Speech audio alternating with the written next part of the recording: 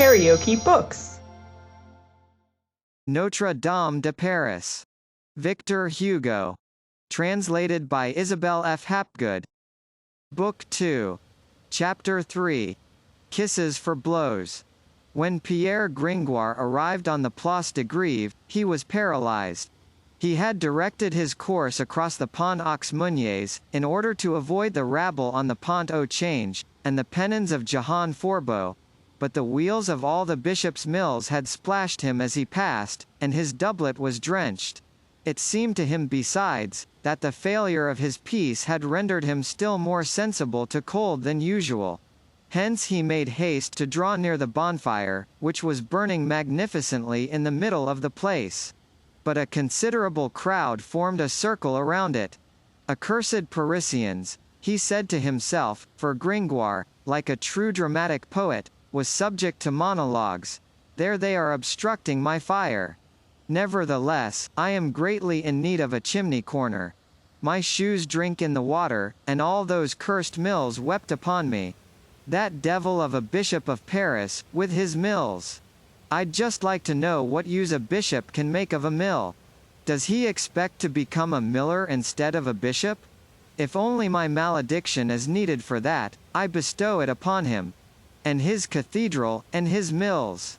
Just see if those boobies will put themselves out. Move aside. I'd like to know what they are doing there. They are warning themselves, much pleasure may it give them. They are watching 100 fagots burn, a fine spectacle.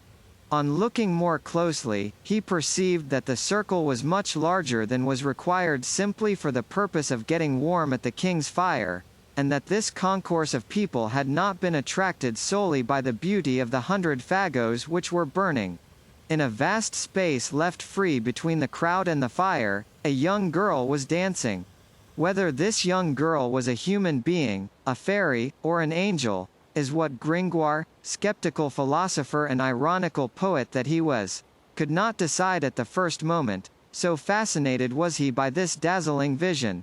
She was not tall, though she seemed so boldly did her slender form dart about. She was swarthy of complexion, but one divined that, by day, her skin must possess that beautiful golden tone of the Andalusians and the Roman women. Her little foot, too, was Andalusian, for it was both pinched and at ease in its graceful shoe. She danced, she turned, she whirled rapidly about on an old Persian rug, spread negligently under her feet, and each time that her radiant face passed before you, as she whirled, her great black eyes darted a flash of lightning at you. All around her, all glances were riveted, all mouths open, and, in fact, when she danced thus, to the humming of the Basque tambourine, which her two pure, rounded arms raised above her head, slender, frail and vivacious as a wasp, with her corsage of gold without a fold, her variegated gown puffing out, her bare shoulders, her delicate limbs, which her petticoat revealed at times, her black hair, her eyes of flame, she was a supernatural creature. In truth, said Gringoire to himself, she is a salamander, she is a nymph, she is a goddess, she is a bacchant of the Menelaean Mount. At that moment, one of the salamander's braids of hair became unfastened, and a piece of yellow copper which was attached to it, rolled to the ground. Hey, no, said he, she is a gypsy. All illusions had disappeared. She began her dance once more. She took from the ground 2 swords, whose points she rested against her brow, and which she made to turn in one direction, while she turned in the other. It was a purely gypsy effect. But, disenchanted though Gringoire was, the whole effect of this picture was not without its charm and its magic.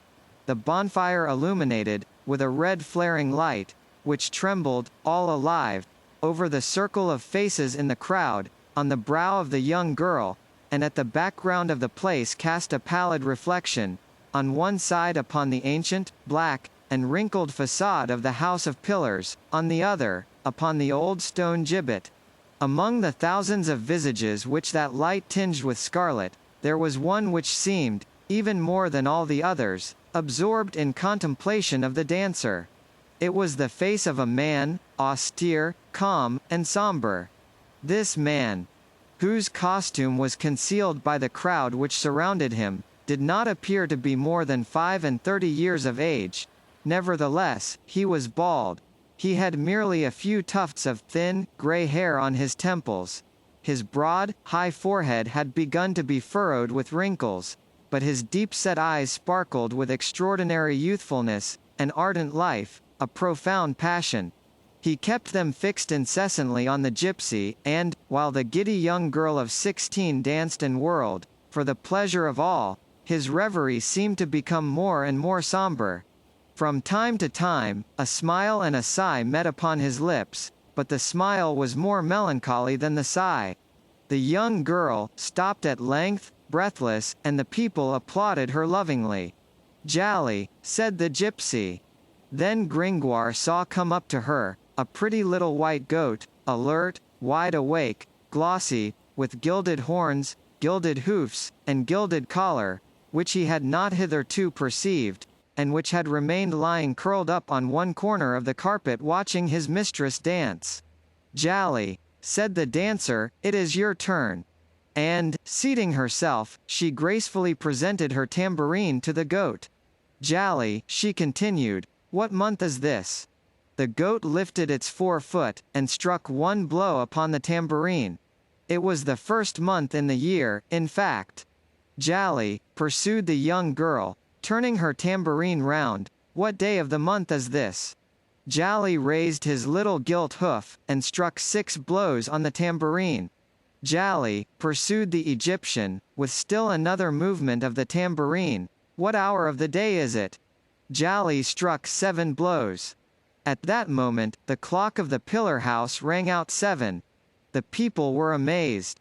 "There's sorcery at the bottom of it," said a sinister voice in the crowd. It was that of the bald man, who never removed his eyes from the gypsy.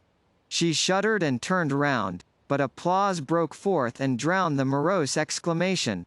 It even effaced it so completely from her mind, that she continued to question her goat. "Jolly, what does Master Guichard Grand-Emy, captain of the pistoliers of the town, do at the procession of Candlemas?" Jolly reared himself on his hind legs, and began to bleat, marching along with so much dainty gravity, that the entire circle of spectators burst into a laugh at this parody of the interested devoutness of the captain of pistoliers.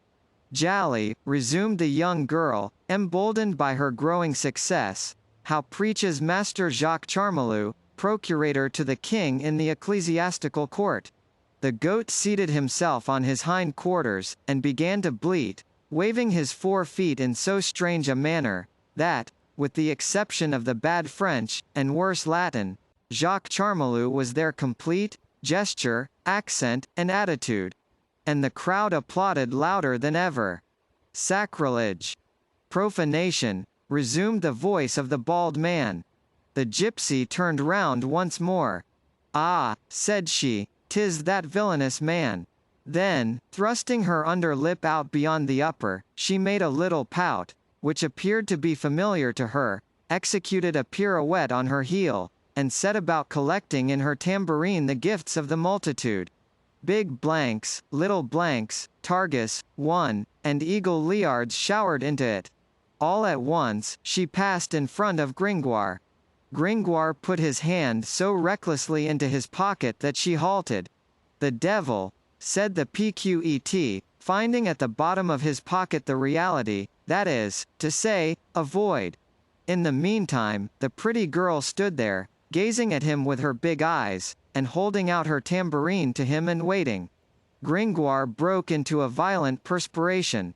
If he had all Peru in his pocket, he would certainly have given it to the dancer, but Gringoire had not Peru, and, moreover, America had not yet been discovered. Happily, an unexpected incident came to his rescue. "Will you take yourself off, you Egyptian grasshopper?" cried a sharp voice, which proceeded from the darkest corner of the place. The young girl turned round in affright. It was no longer the voice of the bald man, it was the voice of a woman, bigoted and malicious. However, this cry, which alarmed the gypsy, delighted a troop of children who were prowling about there.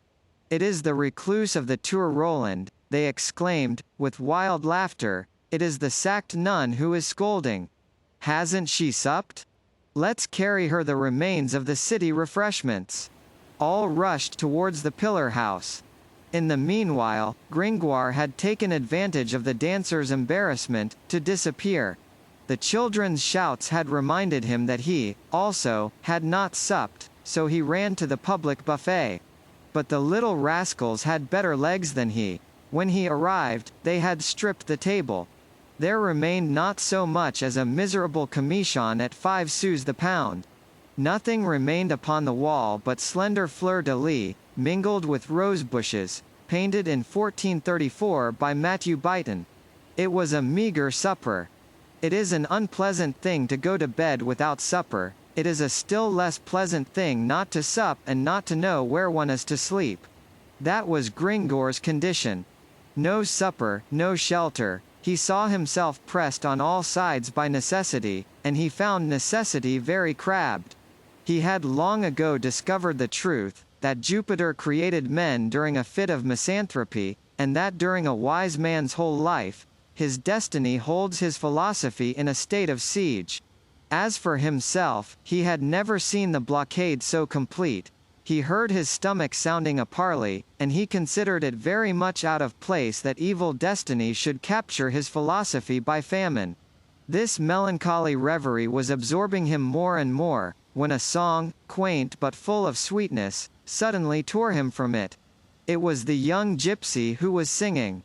Her voice was like her dancing, like her beauty. It was indefinable and charming, something pure and sonorous, aerial, winged, so to speak.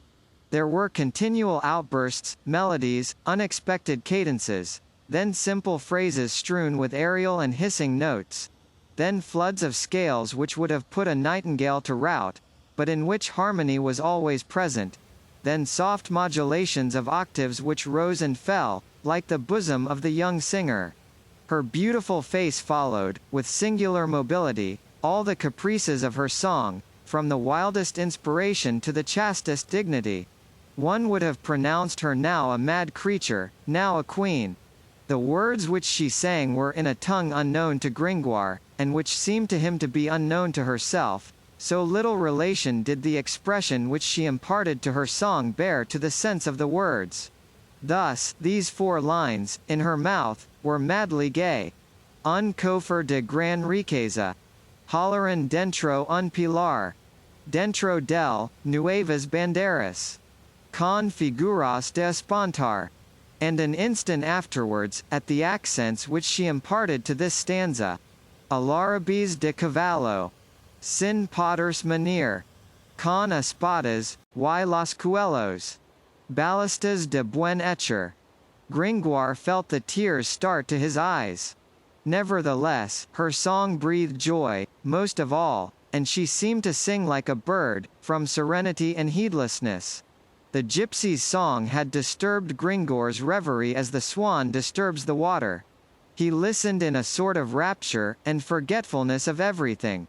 It was the first moment in the course of many hours when he did not feel that he suffered. The moment was brief. The same woman's voice, which had interrupted the gypsy's dance, interrupted her song. "Will you hold your tongue, you cricket of hell?" it cried, still from the same obscure corner of the place. The poor cricket stopped short. Gringoire covered up his ears. "Oh," he exclaimed, "accursed saw with missing teeth, which comes to break the lyre." Meanwhile, the other spectators murmured like himself, "To the devil with the sacked nun," said some of them.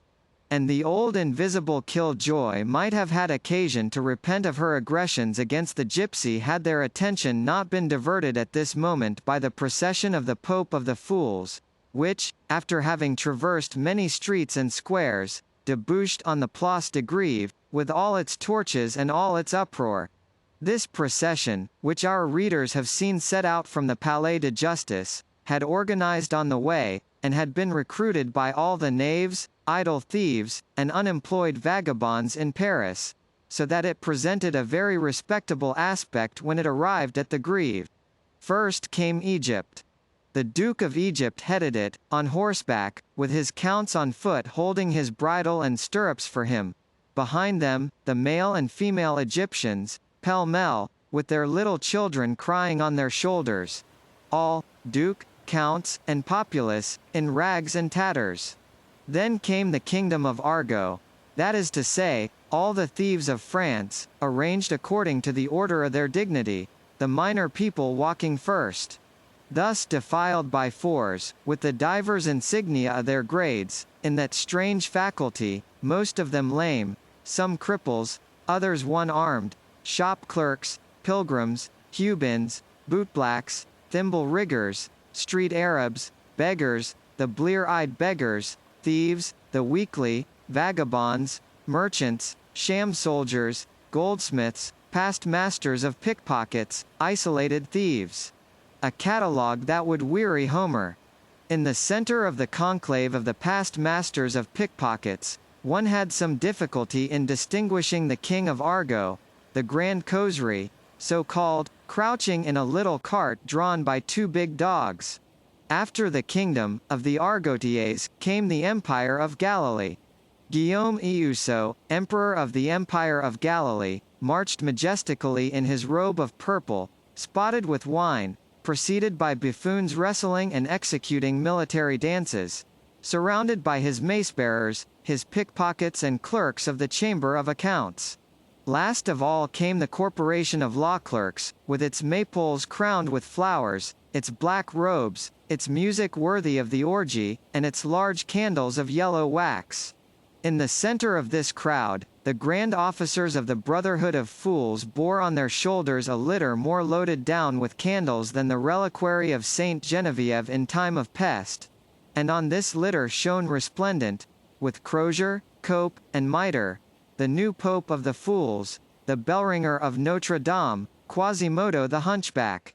Each section of this grotesque procession had its own music. The Egyptians made their drums and African tambourines resound. The slang men, not a very musical race, still clung to the goat's horn trumpet and the Gothic rubeb of the 12th century. The Empire of Galilee was not much more advanced. Among its music one could hardly distinguish some miserable rebec, from the infancy of the art, still imprisoned in the Rela Mi. But it was around the Pope of the Fools that all the musical riches of the epic were displayed in a magnificent discord. It was nothing but soprano rebecs, countertenor rebecs, and tenor rebecs, not to reckon the flutes and brass instruments. Alas! Our readers will remember that this was Gringoire's orchestra. It is difficult to convey an idea of the degree of proud and blissful expansion to which the sad and hideous visage of Quasimodo had attained during the transit from the Palais de Justice to the Place de Grève. It was the first enjoyment of self-love that he had ever experienced. Down to that day, he had known only humiliation, disdain for his condition, disgust for his person. Hence, deaf though he was, he enjoyed, like a veritable pope, the acclamations of that throng, which he hated because he felt that he was hated by it.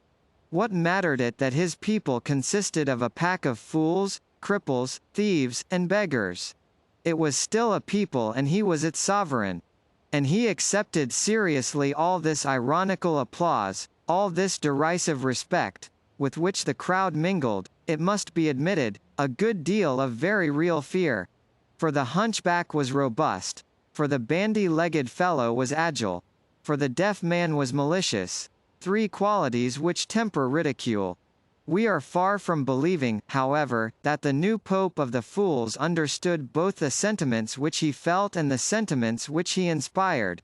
The spirit which was lodged in this failure of a body had, necessarily, something incomplete and deaf about it. Thus, what he felt at the moment was to him, absolutely vague, indistinct, and confused. Only joy made itself felt, only pride dominated. Around that somber and unhappy face, there hung a radiance.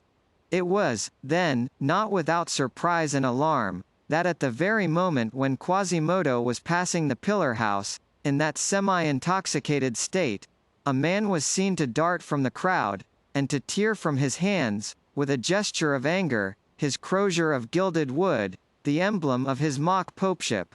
This man, this rash individual, was the man with the bald brow, who, a moment earlier, standing with the gypsies group had chilled the poor girl with his words of menace and of hatred.